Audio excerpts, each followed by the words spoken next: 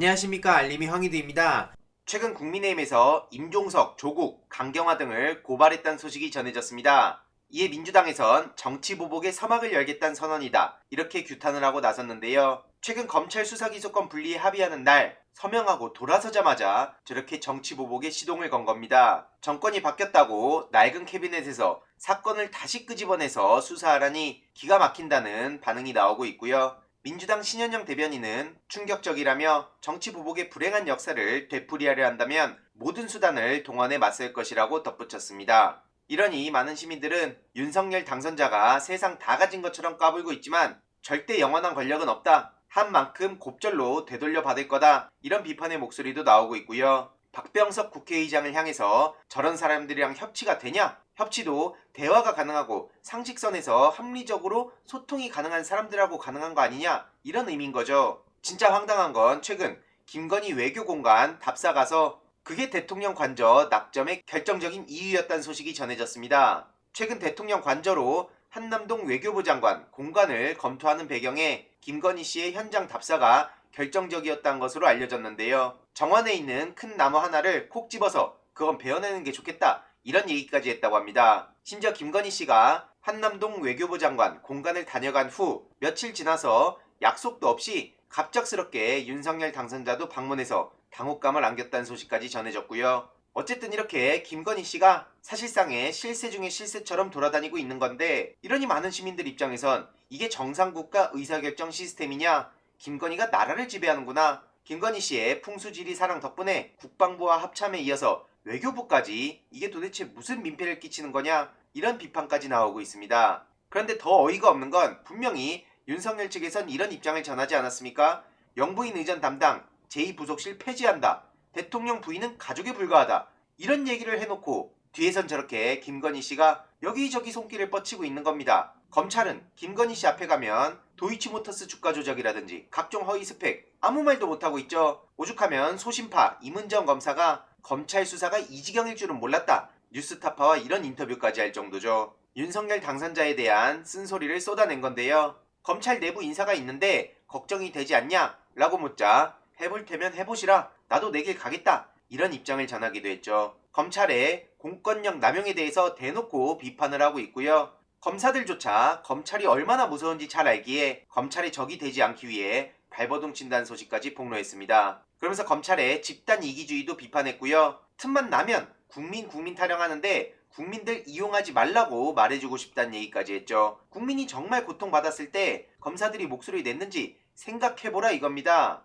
자기네들 불리해지면 국민 타령하는 거 어처구니가 없지 않습니까? 검찰에 비판하는 목소리를 낸 구체적 계기는 큰 계기보단 차곡차곡 부끄러움이 쌓였다는 거고요. 처음에는 임은정 검사도 회사에서 인정받고 싶고 사랑받고 싶었다는 겁니다. 누구나 그렇지 않겠습니까? 하지만 검찰 내부에 성희롱, 스폰서, 반문화, 부정 청탁, 이런 압력들을 보고 나서 한동안은 외면하고 싶었지만 법무부에 가서 보니 본부가 이 정도면 검찰은 범죄 집단 아닌가, 이런 생각이 들었다는 거죠. 그래서 힘든 길을 선택했다는 겁니다. 정치할 거라는 비아냥도 계속 들었지만 오히려 그런 조롱을 한 사람들이 지금 정치권에 갔다는 것도 참 어이가 없고요. 말로만 법과 원칙을 내세우는 사람들한테 좋은 평가 받을 생각 없다, 난 내 얘기를 당당하게 하겠다, 각종 뒷담과 조롱에도 굴하지 않는 모습을 보이기도 했습니다. 참 대단하고 소신이 있다는 생각이 들고요. 오히려 윤석열은 너무 비겁하다 이거죠. 차장 뒤에 숨고 직접 말하지도 않고 책임 좀 지라 이겁니다.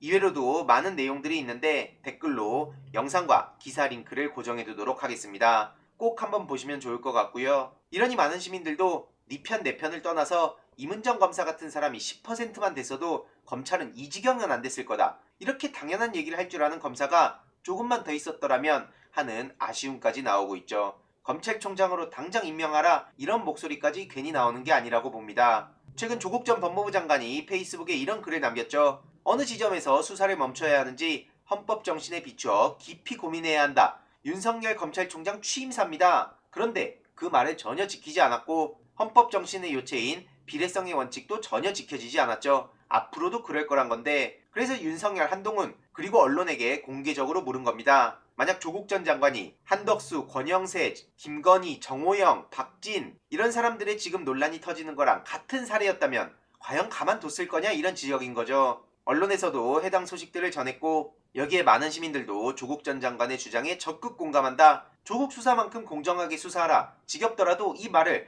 계속해서 할 수밖에 없는 게 현실이죠. 보수 진보 좌파 우파를 떠나서 이건 당연한 얘기 아닙니까? 동일잣대 동일검증 끝까지 외칠 거고 다음 주에 청문회 국면에 본격적으로 들어서면 더더욱 적극적으로 목소리를 낼 예정입니다. 이외로도 성상납 의혹을 받고 있는 이준석의 징계 절차 개시, 만장일치 의결도 굉장히 중요한 내용이죠. 현직 당대표에 대한 징계 안건이 윤리위에 정식으로 회부된 건 이번이 처음이라고 하는데요. 왜 만장일치로 게시가 됐을까요? 이게 굉장히 중요한 포인트가 있다고 보는 겁니다. 그래서 이준석의 토사구팽 조짐이다 이런 얘기까지 나오고 있는데 경찰에서도 이준석 성상납 의혹 관련 수사에 속도를 내고 있다고 하죠. 처음 이걸 주장한 장모 씨도 참고인 조사를 진행했다 하고요. 공정을 앞세운 이준석 대표가 증거인멸 교사를 했다는 얘기까지 나왔습니다. 이러니 해당 소식을 접한 시민들은 20대부터 성접대를 받았다는 의혹을 받고 있는데 40이 다 된 지금 들켜버리고 그럼에도 부끄러운 줄도 모르고 저렇게 뻔뻔한 소리를 하고 있다. 토사구팽으로만 얘기하면 안 되고 이건 성상납의 심각한 문제로 봐야 된다. 이런 목소리까지 나오고 있고요. 이와 관련해서도 계속 소식을 전해드릴 예정이고 다음 영상을 통해 한동훈 후보 관련 단독 보도가 또 계속 나오고 있는데 이와 관련해서도 조금 더 자세히 전해드리도록 하겠습니다.